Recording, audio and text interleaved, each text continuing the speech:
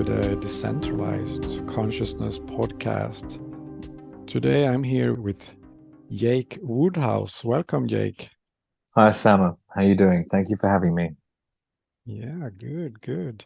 So we met on your podcast called Bitcoin with Jake, maybe half a year ago or so. Correct. And Yes. and now you're coming to my show here, so it's very nice to have you in my place, so to speak. But you have changed. You're not with Bitcoin with Jake anymore, or you're with the Bitcoin advisors. Can you talk about that? Mm-hmm. Yeah. So I I had you on my podcast, and I think it must be almost a year actually, Sama, because we recorded when I lived in my old house, which we actually sold and moved out of in June of last year. So a whole 12 months has flown by, and I Oh, remember so clearly the conversation we had together took me to a whole new level when it came to peeling back the layers of the onion that is Bitcoin. And I remember saying to some friends and family, "Oh, I could never guess. I just had this guy on my podcast, and we were talking about consciousness and moving away from rational thinking to intuitive thinking." And just, I loved it. I really loved it. So thank you for joining me on that podcast and helping open up a world to me that, frankly, I'm only just beginning to learn about and to enter into. Um, I and to answer your specific question, so I'm now a a partner at a business called the Bitcoin Advisor. We're just launching right now, so it's a very new business. Lots of work going into developing brand, marketing, internal operations and processes, and signing up our first customers.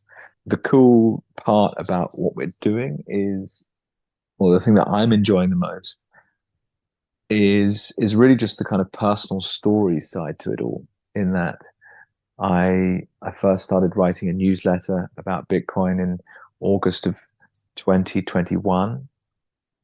9 months or so later, I stopped that in favor for focusing on a podcast I was doing called Bitcoin with Jake. And after, I think, 80 episodes of that, where I really focused on people's personal journeys, like, who are you? Where did you grow up? What university degree did you take? Or what job did you have that enabled you to have a certain lens on the world that meant that you were lucky enough to understand that Bitcoin had value and that you needed to get closer to it to understand what it is. So I figured out that I needed to learn about Bitcoin, and I used a newsletter and a podcast as a way of improving my own knowledge and creating a new network and basically making a bit of noise online. And really, the Bitcoin Advisor is a new business that solves a problem which I had, which is that I was buying what I felt were, large amounts of Bitcoin that I needed help with managing the keys in self-custody of a multi-sig vault. To unpack what that really means for people that haven't necessarily looked more closely at Bitcoin, you can store it digitally in a way that only you can access the wallet. And in some cases, instead of having just one key, you can have three keys. And it means to move any funds, you need to have two out of the three. So if I was at home and lost the key somehow or it broke, then there was still ways to access those funds. And the ultimate reason for having this collaborative custody set up is to ensure that your inheritance is carried out as you wish. There are all sorts of horror stories of people owning digital assets but not storing them in a secure way. And let's say, honestly, if you got hit by a bus tomorrow, how do you know that your kids will get your Bitcoin? And so I had this problem, and because of having this problem, I came across a guy called Peter Dunworth. Huge shout out to Peter as being a mentor in many ways in my Bitcoin journey, but also now my business partner. It's a financial advisor who developed this collaborative custody product.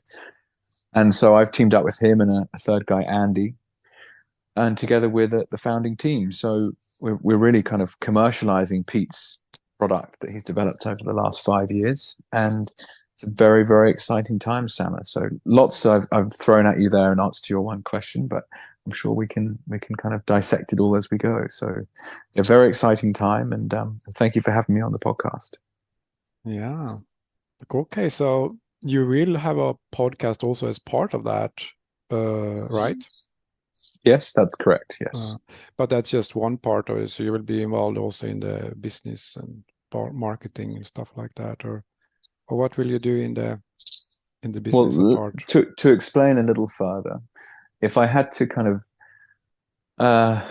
if I had to give us more, C-suite style designations, then I would probably be the chief marketing officer, and Andy would probably be the lead technical and operations and sales director, and Pete would be the product specialist. So we have a set of skills that blend rather nicely, actually, to mean that we've got a lot of bases covered for a small team starting a business at an early stage. So my predominant focus will be content creation via social media platforms, via a podcast, a YouTube channel, and a newsletter, like an email platform. And with that, I'm hoping to generate some attention. And that attention we want to ultimately convert into paying customers. So my real focus is I'm doing it in different ways, but the higher the value of information and education I can produce, the better the chances we have of showing people that we can help them with their self-custody journey, and therefore the quicker we will enable people to sign up as customers. In some ways, I think of it as, and you can help here, I'm sure, Sama, but it's like a homing beacon, and you have this one message, you have this, like, I believe strongly in Bitcoin, I believe strongly in the self-custody, and I feel that the product we're developing at the Bitcoin Advisor is the final piece of the puzzle for people that are moving. It's a large percentage of their net wealth, and they want to make sure that they have an inheritance plan in place. Most of the work is on the investment case. Like, why is Bitcoin important? Why don't I just own bonds? Or why don't I own equities? Or why don't I own some more real estate? Once you've done the work on that front end investment case, it's then like, okay, how do I actually do this reallocation? And that's where we step in to help you through those final steps. And yeah, as I mentioned, it's like a homing beacon. There are people in the world that are looking for this. They either don't yet know that they need it, or they need to be able to find you. And so this content is a way of helping people to connect with the product. Yeah, makes sense. Yeah. So you will have guests on the podcast, or will it be similar to the previous one, or a new angle? It'll be similar, definitely. So to highlight my previous podcast, I really liked personal journeys, and ultimately someone's personal journey. Let's take yours, Sama. You are someone who has chosen to store their wealth in Bitcoin to a large percentage. I couldn't say of your total net wealth, but you run your own podcast and you are teaching about it and ingratiating your work from your previous life in some ways. That is the ultimate due diligence of Bitcoin. So all of your life experience leads you to make the decision that Bitcoin is a good tool for long-term savings.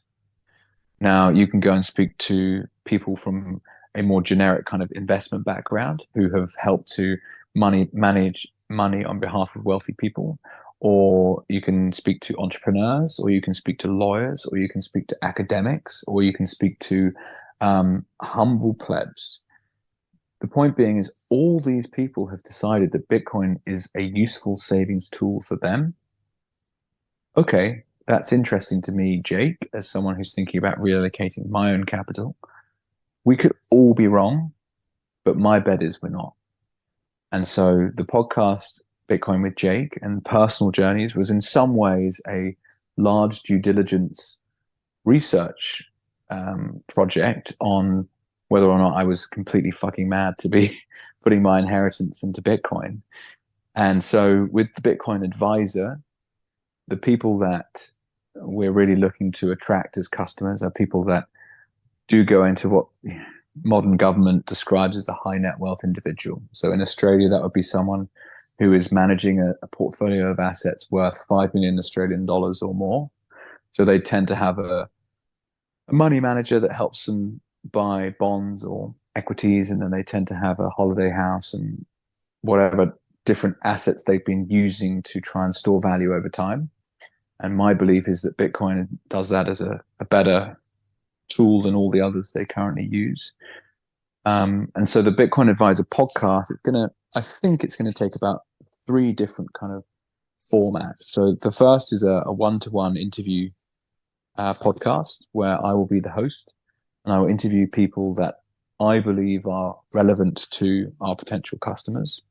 So either there'll be customers already just giving testimonials, like why did they choose to use the Bitcoin Advisor, or there'll be kind of leading experts in the space. So people that are familiar with deploying capital on behalf of customers, that understand the language, they understand the way that a customer wants to be treated, and frankly do very good risk analysis. Like, why is this not a good bet, and understand how to compare it to different asset options.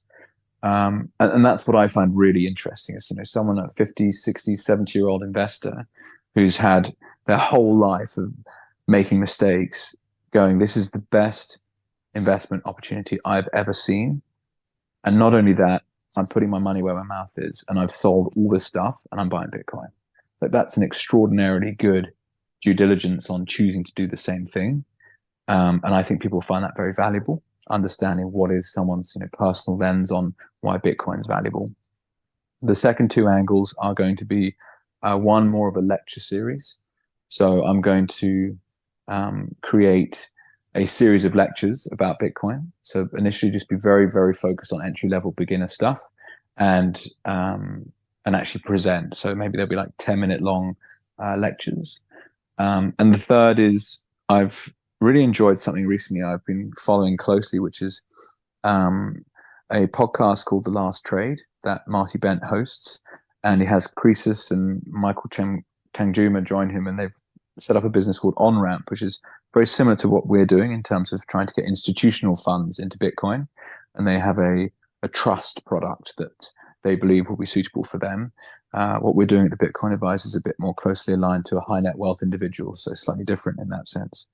But they have these weekly conversations about what they see happening in the market, and therefore some good analysis on some proper market insiders, what they see happening.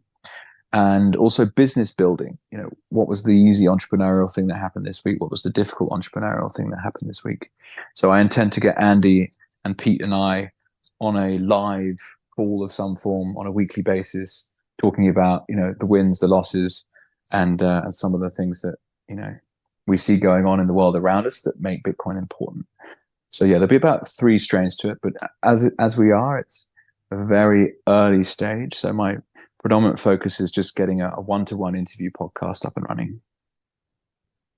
Yeah, cool. So generational wealth. Thomas Strawlight and Matt, director Hoddle, they did this short film called Generational Wealth. Have you seen that one? I believe I have. It's like a 12-minute long YouTube, and it was an article that Thomas wrote that they then did a visual of. Is that correct? Yes. Yeah.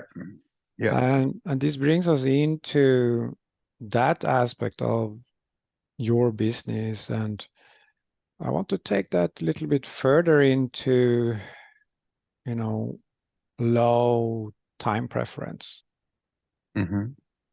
And how you envision the transition will go from your generation to the next generation. And because this is part of, if I understood it correctly, part of why you wanted this product and why you like it. Mm-hmm. Could you visualize a little bit how you imagine the future and your kids taking over the Bitcoins and how this will... So it's interesting. In order to look forwards, I'm incentivized to look backwards first. reference And points. yeah, this is where my brain's taking me. So bear with me because this might take a little time, but I think it Yeah, helps it's set up great. what the conversation is. So Mm. um, so my surname is Woodhouse, and I am a shareholder in a company called Hall and Woodhouse. Hall and Woodhouse is a hospitality company in the UK, and it was founded in 1777 by a man named Charles Hall, and his granddaughter married a Woodhouse, and the business became called Hall and Woodhouse. And Charles Hall, uh, he started a cider business selling cider. This is in the south of the UK to the British Army camps that were camped on the south coast during the Napoleonic War. And out of that initial business case, we're now, I'm the eighth generation of the family to be a shareholder in the business. We've got about 100 shareholders. It's still a family-owned company. We run an estate of pubs across the south of the UK, around 200 pubs.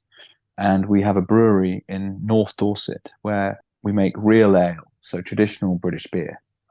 And what's amazing about this story is it's like a company, so a limited liability business, is completely interwoven with a family to the extent I've got some cousins that I don't know these people. We're related in some way, but largely through the brewery. So you will go to the annual general meeting, and we have to wear these little placards on our chest to explain like which part of the family we're from and how we're connected.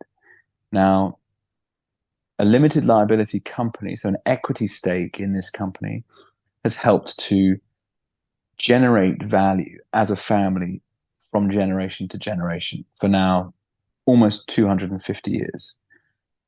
The business is really a real estate company in its modern form.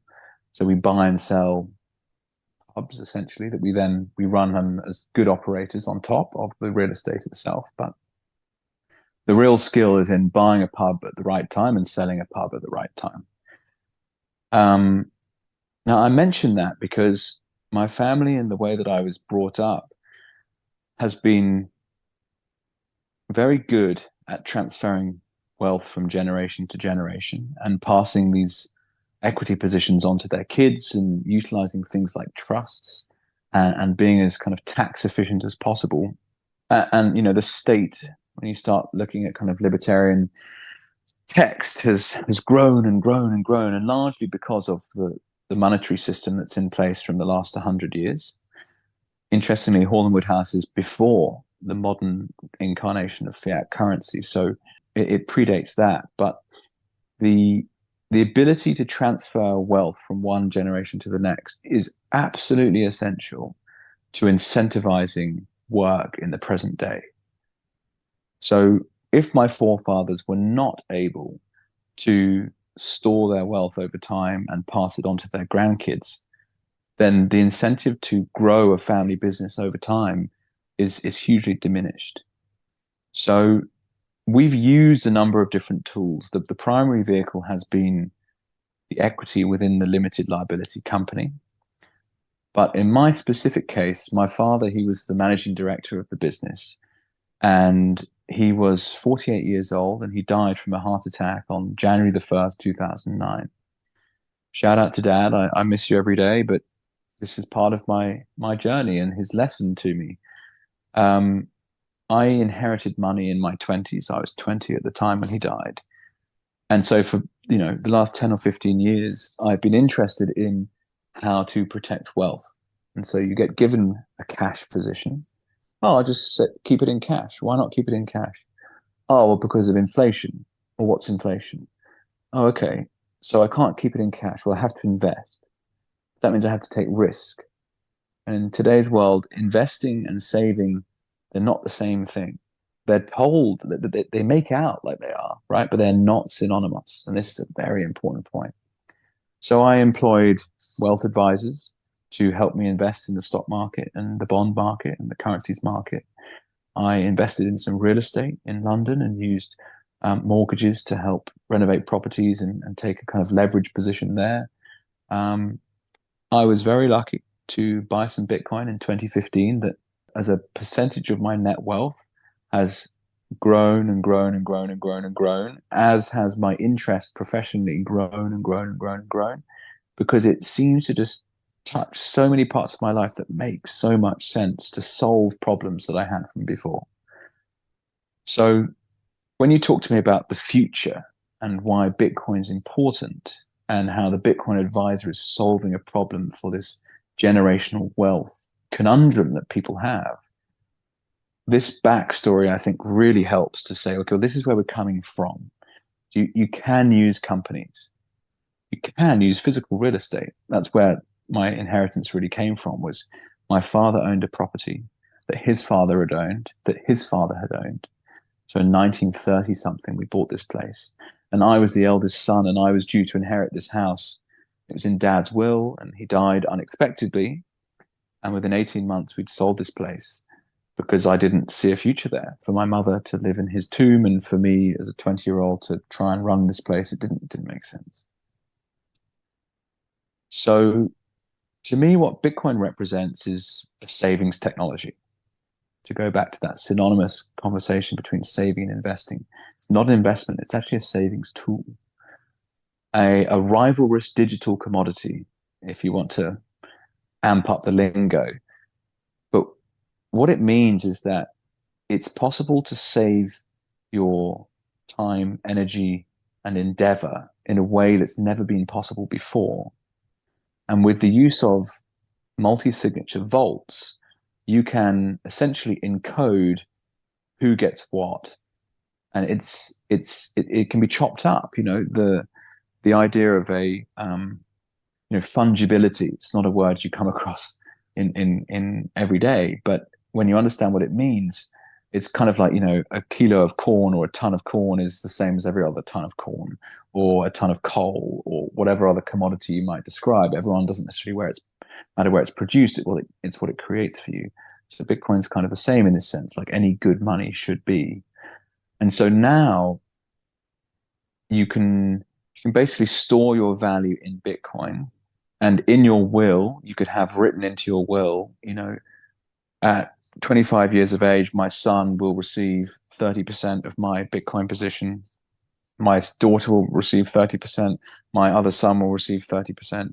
And the remainder will go to a charity of my choosing, or however you may choose to distribute your wealth. But the truth is, if you've taught your son how to enter and utilize and move that Bitcoin, they're the only person in the world that can do that.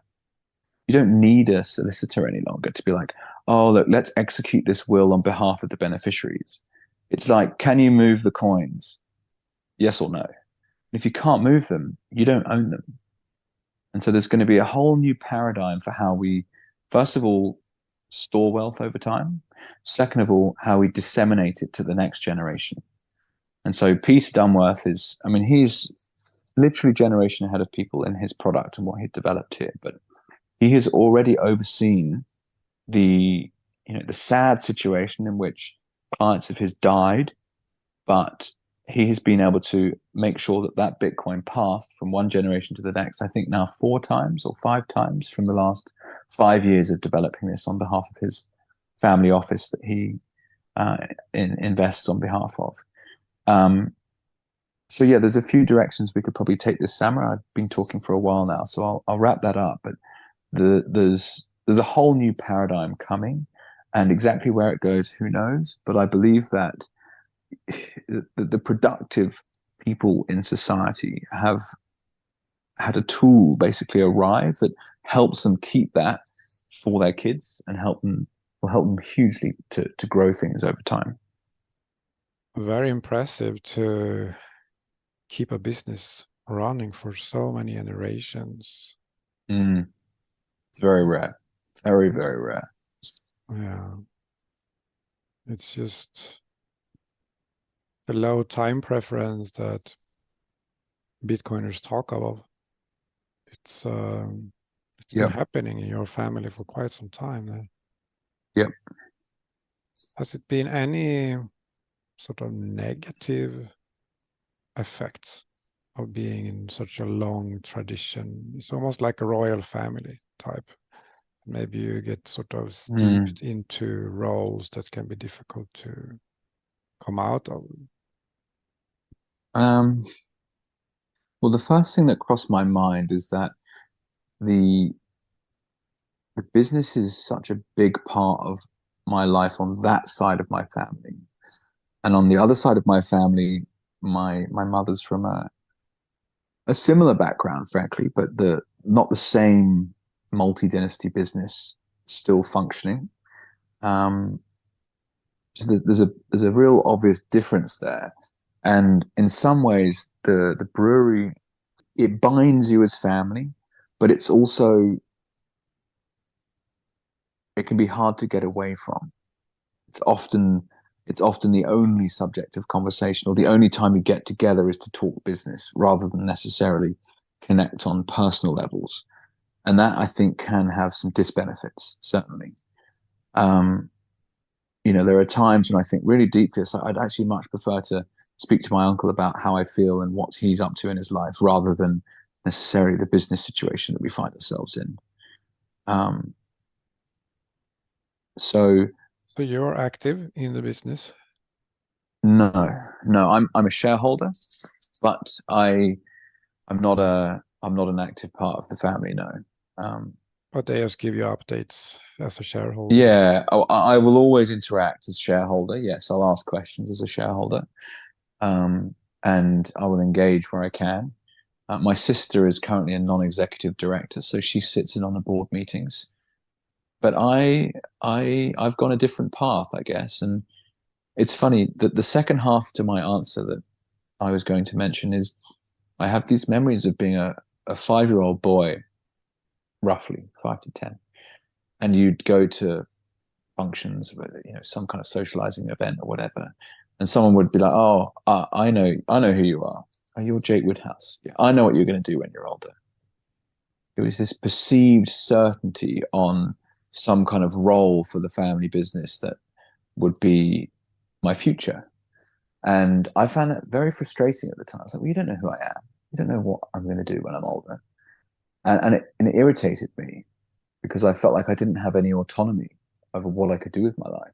I had to toe the line, do my duty. And so much of the storytelling that we give ourselves in some ways is that, we're lucky to have anything we have, and it's because of our, successful ancestors and how we've managed this nest egg through time.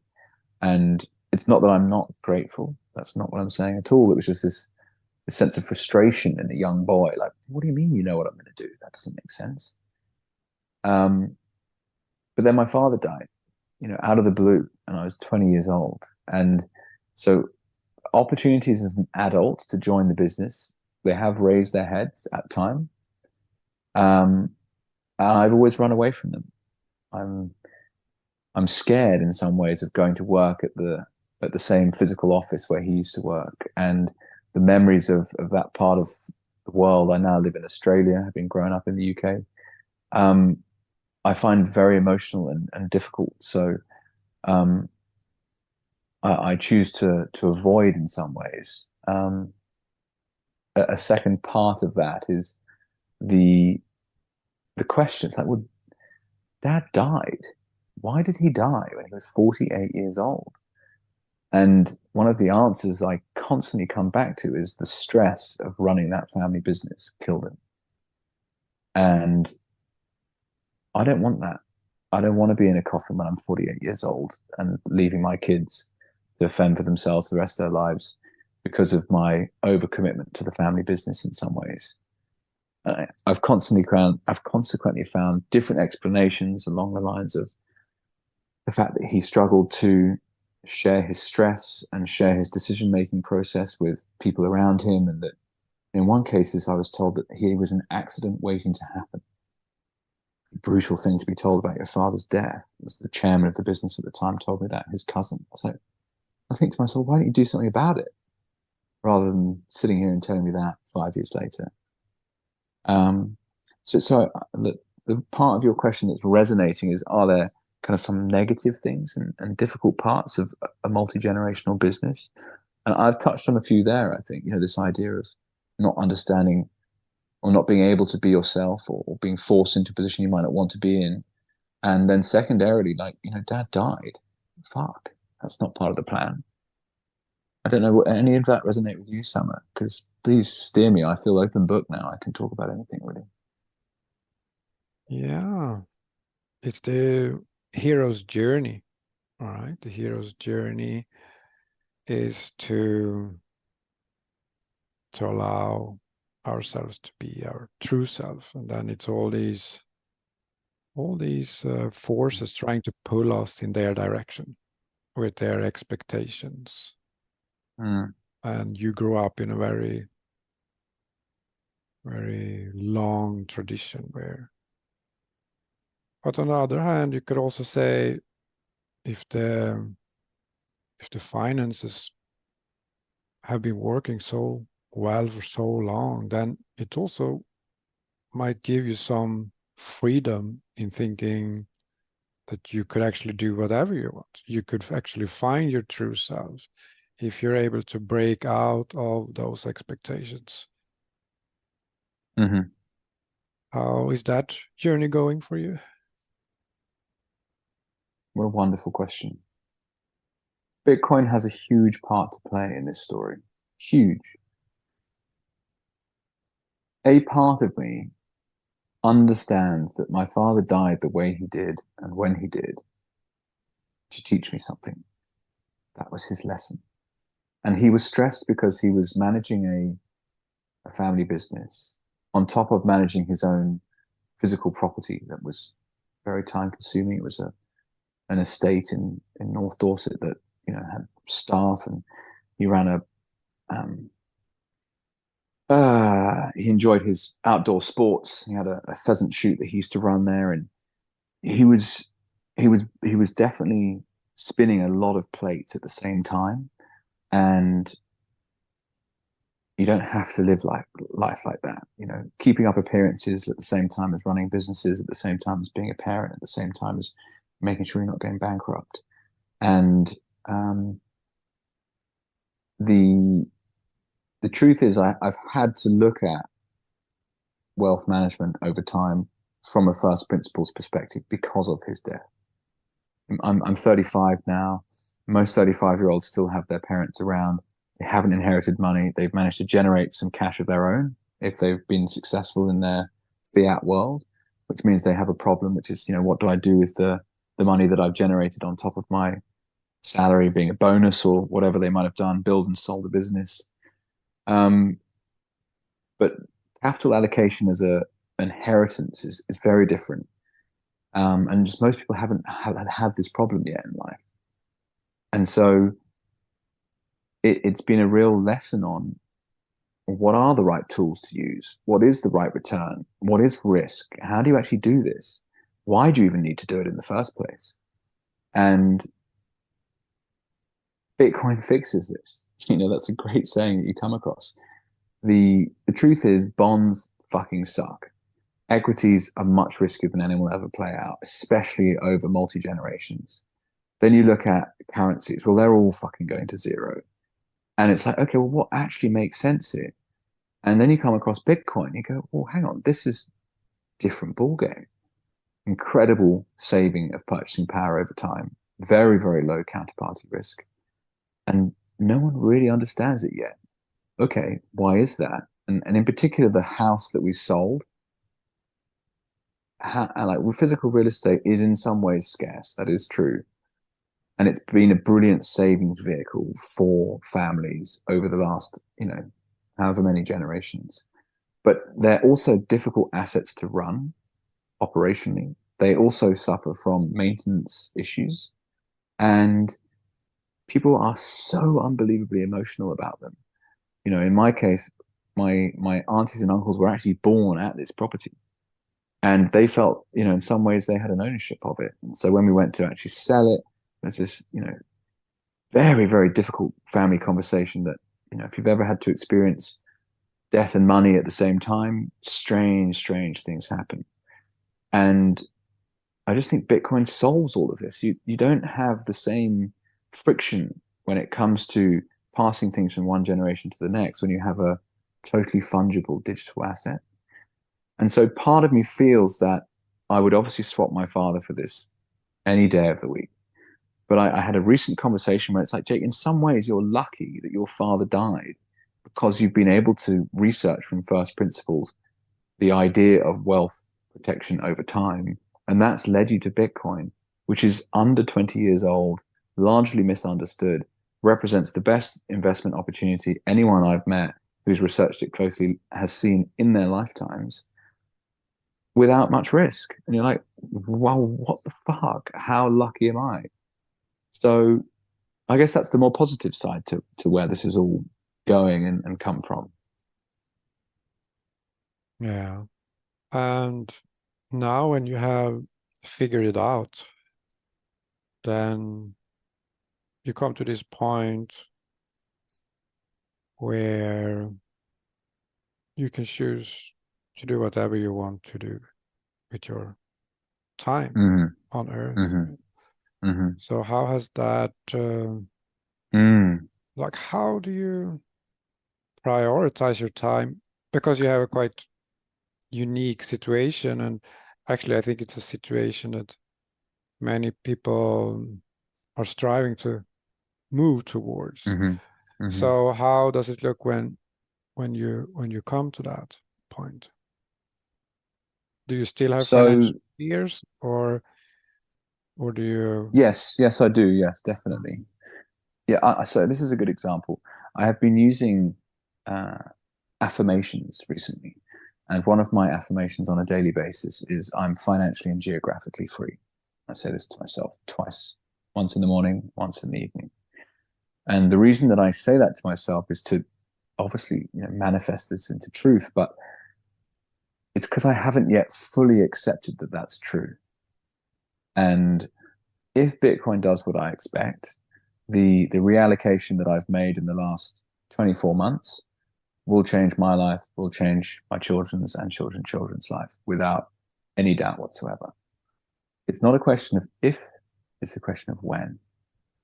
And so managing my cash flow, managing my expenses essentially between now and that moment of when is still very important because you do not want to kind of spend all your money before Bitcoin does its thing, right? Well, a couple of things have happened in the last year, and it's easier in some ways if I take it chronologically. So, shout out to Daniel Prince, great guy. Look forward to meeting him in person. Been on his podcast, he came on mine, and one of the things he told me about was the Tim Ferriss book, 4 Hour Work Week. And I've had it sat on my shelf for 15 years, never read it. Eventually, I'm like, okay, this is the moment, get it out. And the main thing that Daniel told me he loved about it was failure setting. Instead of looking at goals that you want to achieve, it's like, ask yourself the question, what's the worst that can happen?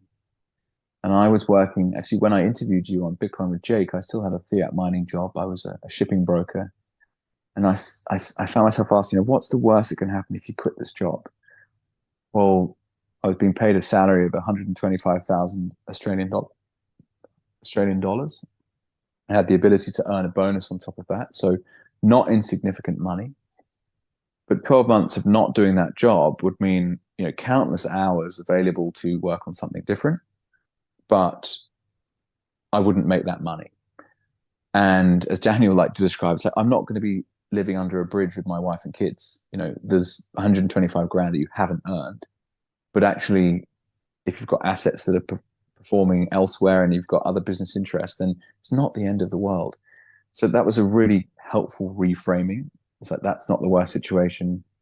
I'm willing to take that risk. So I'm still in a phase now where the net wealth that I have is not enough for me and my kids to not ever do anything ever again. And I'm totally okay with that. The main thing that it's got me to at this point is faith in the fact that my net wealth will grow because of my Bitcoin position. And therefore the ability to say, I'm not going to have a full-time job for someone else. Now, I have previously tried to set up companies, and I spent about 5 years spending my own money, trying to get things set up, and they all failed. It obviously wasn't the right time for any of those things to actually, work out. But that's really an incredibly empowering moment to free your time up and say, okay, I can take a risk here. I can take a risk on my own time because I've now accumulated enough Bitcoin to what I think in near, 5-year term will, if they increase where I think they will, pay for my expenses quite happily. And so once you get to that point, and I believe you're right in the sense that's a very enviable position that many people are working towards. And I'd encourage them to research Bitcoin as much as they can and to try and get themselves out of that kind of fiat hamster wheel as quickly as possible, because it just is, it's such a suck on your energy if you can. And when I made the decision back in November to do that, Bitcoin Advisor was, it's but a dream at that stage. My podcast was definitely functioning, but I didn't know where it was going to take me. And what it's done is it's opened up all of these wonderful opportunities because you've got your own time. And so to finish off this particular question, I'd like to highlight, what my day looks like at the moment. And we're still kind of figuring it out, my wife and I, but I have a 3-year-old daughter and a 10-month-old daughter. And from 6 o'clock in the morning till 10, 11 a.m., I'm a dad. I do whatever they want to do. I walk the dog with them, give them breakfast, put one of them in bed, whatever's needed. And then I'm going to be able to be online from, roughly whatever that is, 11 a.m. till 4 or 5 p.m. when I'm going to try and get my job done. And then 5, 6, 7 p.m. I'm a dad. And now I'm online doing a podcast with you. So the average day that I go through, I'm in complete control of my time. And it has always been a dream of mine to, set up, run, sell a successful business. And that's what the Bitcoin Advisor will be, is a professional endeavor that I've always wanted. And it's without a doubt an influence that comes from my family background. As we've been successful entrepreneurs for multiple generations, and I want to have a crack at that myself. And until I'm successful, I won't stop, essentially. So yeah, that's a little bit like of an insight on what my day looks like at the moment, and I'm extremely grateful for where I've got. So last time we spoke, you mentioned a situation with your son, and that you invited some spiritual people into your house to help with his illness, and that you said that had changed a lot how you view the world. Could you retell that story for our listeners? Yeah, sure. So it won't be. So I have 2 daughters. I don't have a son. Sorry. But it's no. This is interesting though, Sama. So you may be thinking of someone else when you ask that question, but the question is still valid to me because I can tell you a story that happened with my second daughter that is making my hair on my neck go even now. I'm actually in the room where it happened. This is what I was talking about. I just mixed up. No, that's okay. So, how do I best tell this? So on the 6th of September of 2022, my daughter, Cleo Sky Woodhouse, was born. And my wife, we had a home birth. It was our second daughter, so the labor was much shorter than the first one. And by all accounts, healthy, happy baby was born, and mum was totally fine. And we were very happy with the result. And about 6 weeks into her life, maybe even less, 4 weeks, it became very obvious that something wasn't quite right. And the symptom was quite clear. It was like if the baby wasn't simply feeding or sleeping, it was screaming, like absolutely like unconsolable crying. And we were getting, an hour of sleep, wake up, unconsolable crying, hour of sleep. I mean, it was physically and emotionally absolutely exhausting. And interestingly, this was at the same time when I asked myself the question is, like, what's the worst that can happen? Because I was being a father that was trying to be a shipping broker, as well as be a podcaster, as well as be a dad. It's just all too much. And I hated the job. And Lauren always jokes that I got her at a low moment when I persuaded her to let me quit my shipping job at the time and go full time on the podcast and be at home more. But the truth is I couldn't leave her on her own with our daughter Cleo, because she couldn't physically handle this baby alone. And we ended up going down a number of rabbit holes. We would see chiropractors, osteopaths.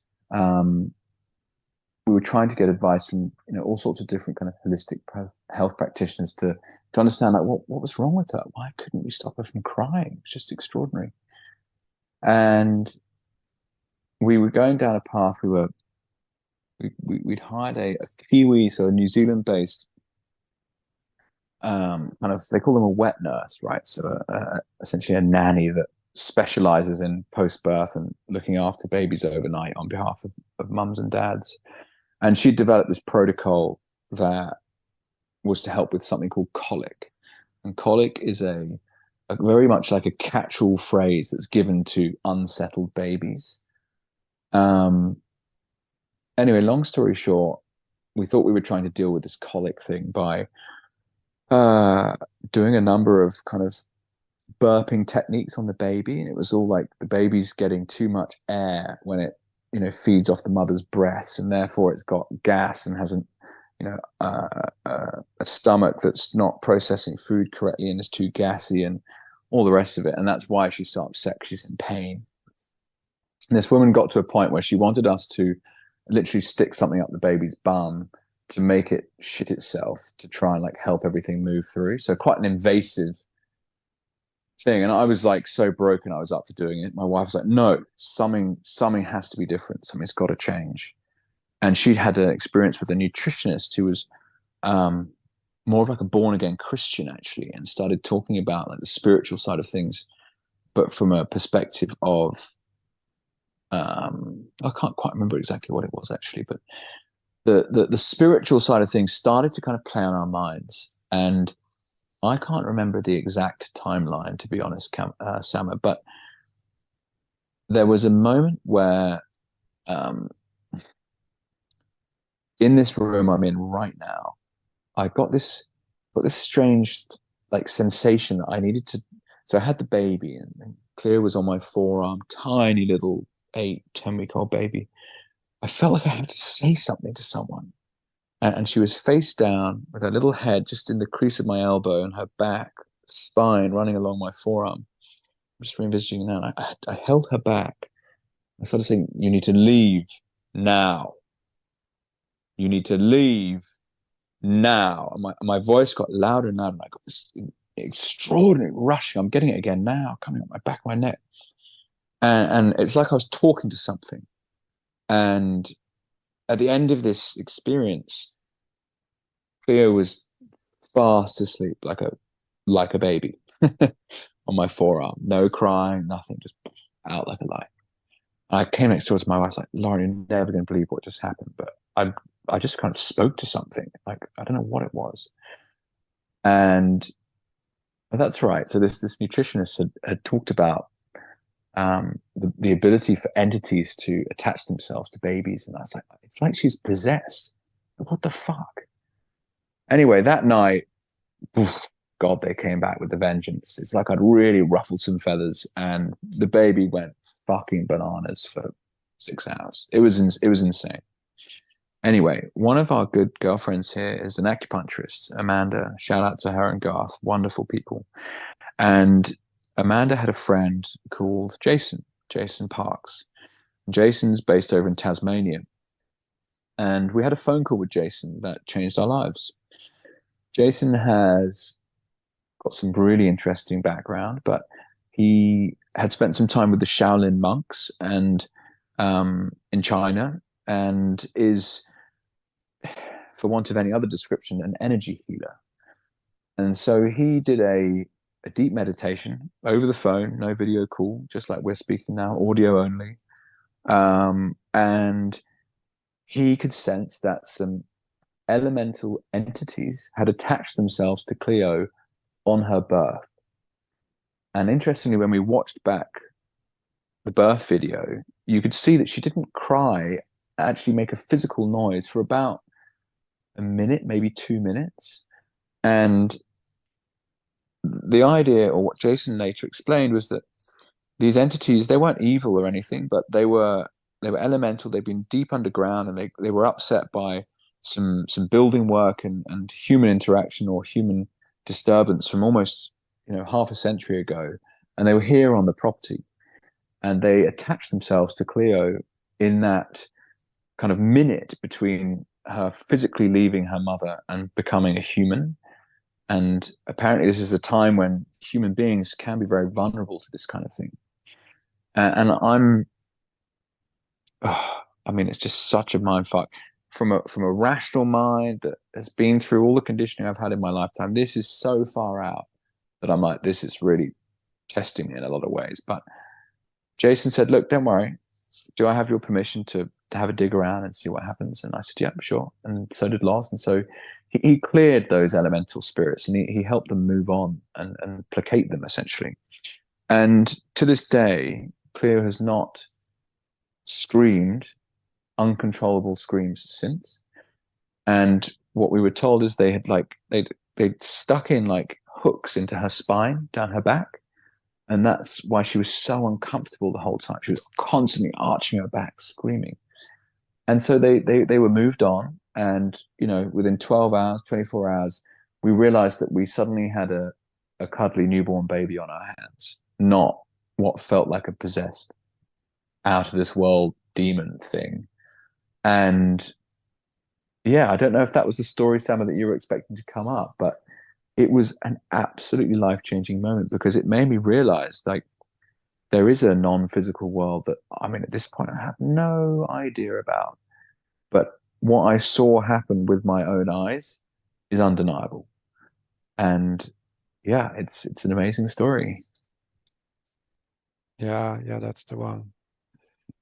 But this time you said more details, so that was great. Mm.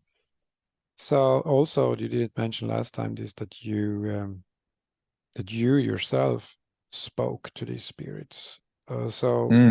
was it like a voice speaking through you? You would say, Mm. or was it rational thinking? No, definitely not rational. No. It wasn't like, oh, this makes sense. It was like, I feel this. I feel like I need to say something. And I felt in some ways very like a father. You're a father and you need to take control of this situation in some way. And you need to defend what is yours and nurture them and protect them. And the you need to leave now. Like, I don't know even where that came from, but that's what came out of my mouth and felt right. And as the volume picked up, the sense of power and energy was it was like when I was young, I used to go partying and take lots of drugs and had a lot of fun doing it, or so I thought at the time. And like a true euphoric rush on ecstasy is like fucking mad. Um, it wasn't an ecstasy rush, but you could really feel this kind of euphoria moment afterwards. It's like a crescendo. It was crazy. Yeah. Is there anything else that have been popping up in your mind? Well, yes, I was about to say, Shama, could I share? Um, the first thing is the the format for this discussion, the way that you have conducted the conversation and sharing a meditation beforehand and the pace of the conversation, it's really generating such a fantastic kind of cadence to the conversation and what feels like a very, very rich, like you're really helping me think and curate information and then speak it in such a way that I'm hoping it'll be valuable to people, but just for myself, even it's interesting to talk through. So thank you for creating this space and helping um, to kind of put me through my paces in some ways. Yeah, Yeah, it's my a really pleasure. it's a really awesome experience. And so to dovetail that into my second point, which is, Bitcoin with Jake, I was thinking today, I was laughing to myself. The music is different in some ways, of course.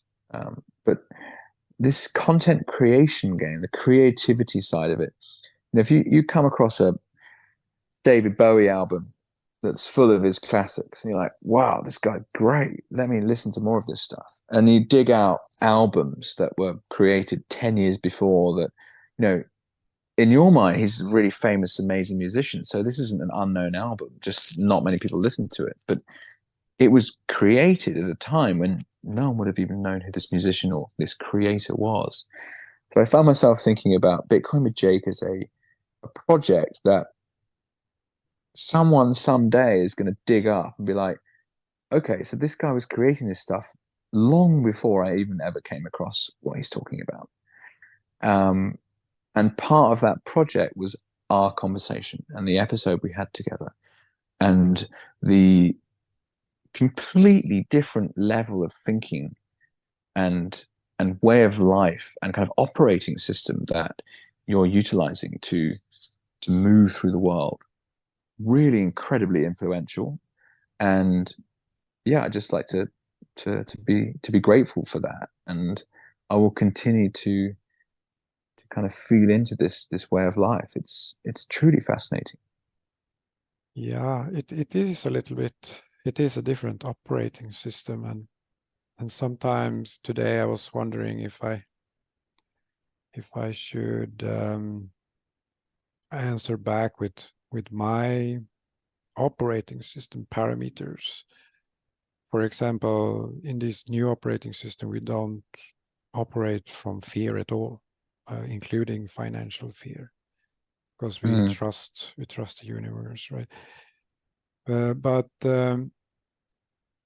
Could we focus on that for a moment, Sama? That really resonates.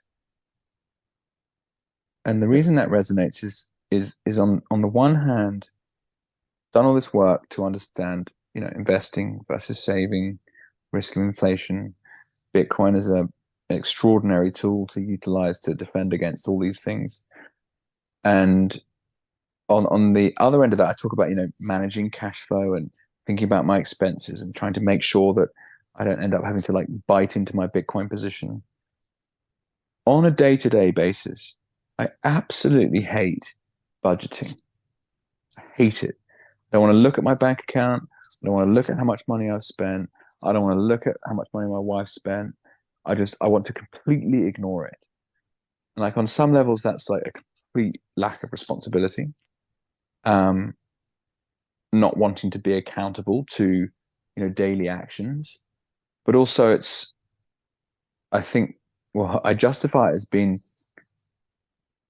on a macro, I'm generating value elsewhere. So like what we spend on a day-to-day basis, like whatever. But part of me maybe really resonates with that whole like not coming from a place of fear and just believing that things will arrive when the time is right. And perhaps I've misquoted you there. You can teach me what you mean by that. But um, I'm perhaps already manifesting that lack of fear. I kind of know everything's going to be all right. In the same way that I knew that if I didn't buy as much Bitcoin as I could get my hands on, I'd regret it for the rest of my life. And if I didn't start a podcast talking about this, I'd regret it for the rest of my life. And yeah, I don't know. When you say you don't come from a place of fear, perhaps I'm already doing that in some ways, but I'd love to work on that some more because it does give me anxiety still in some ways. And I then kind of beat myself up about it. You're like, oh, look how much money you've spent. You completely over budgeted or whatever the case was, or under budgeted. So how do you think through that in a helpful way? yeah, I think because you have, coming from that family of yours, it's very deep patterns of financial control that you inherit. And then you have your soul, you have your spirit that do not operate in that.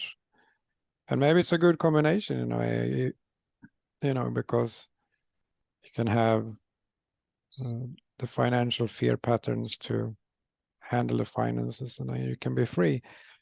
But ultimately, the spirit or the node, the soul, do not need any patterns at all. So that's what we can call full embodiment, or heaven on earth. So the fear patterns work as long as we have them, but they also create the problems that we fix with them. They are both the problem and the solution. So one pattern is creating the problem and fixing the solution. So it's like when we let go of those, we don't even have those problems anymore. They're fixing themselves. Wow. Cool. Because the signal of the program is attracting those situations, and then you have the solution fixing that situation. So because it's all frequencies, it's like a virtual reality, and we only attract what we send out. And so this is the difficulty with the programs, because they create the problems that they also fix. And that concept of only getting back what we send out is, funnily enough, I think your comments from our previous podcast conversation now have embedded themselves in what is now my content creation strategy for my new business. And I know that if I create content that is valuable to me, to understand Bitcoin, to understand why an inheritance plan is good, and self-custody versus everything else you could own, there are people out there in the world that are looking for this information. So you just have to be calm, to be humble, to continue to pump out this information, and people will find it and they'll come to you.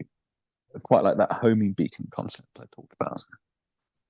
Yeah, it's that homing beacon. Wow. Yeah. And to take a little thank you bit for further, go on. If we keep on dropping patterns every week or every day or every hour, then the projects that we create or the companies that we create, they will have a higher and higher frequency and less fear.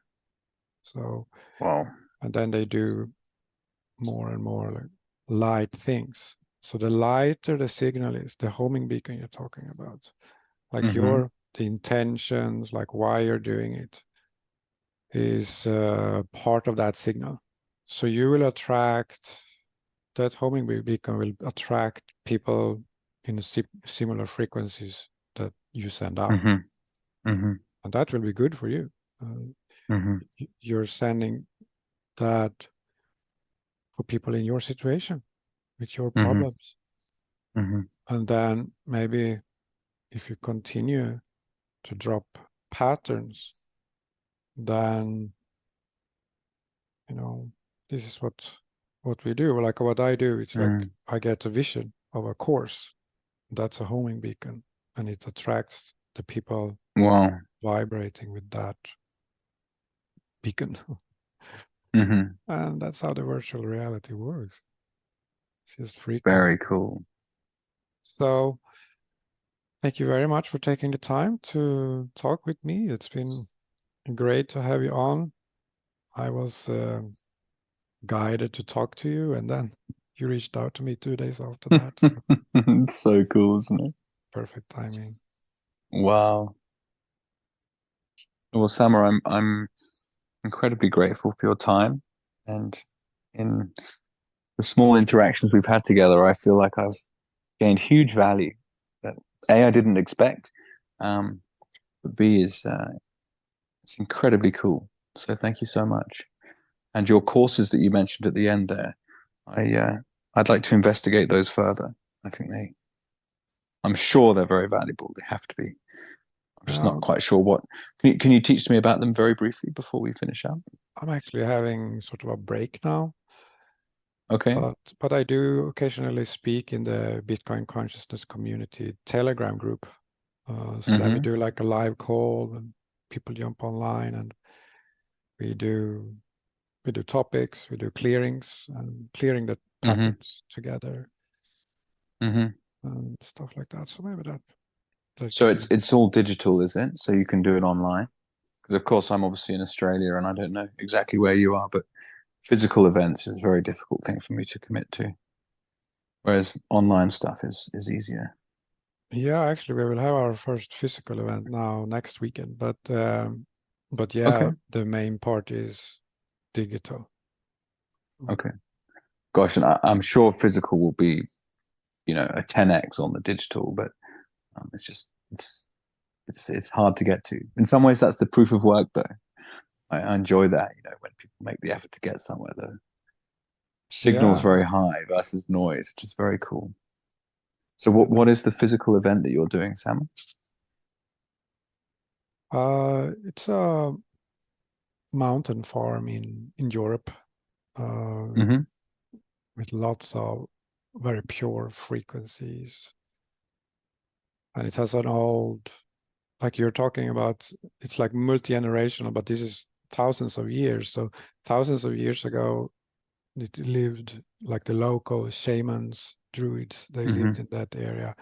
So it's a lot of these, like stone circles and stuff like that. Oh, cool. So every time we go there, it's an amazing experience. It's like the past and the future just disappears, and the only thing that exists is in the moment. Wow. So no roles are needed, because you're just one person, just moment by moment. Wow. Oh, well, enjoy. That sounds fantastic. Well, yes, and thank you very much for having me on today, Samar. I really appreciate your time. Yeah, my pleasure. I'm looking forward to next time already.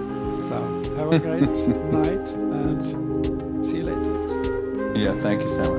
Goodbye.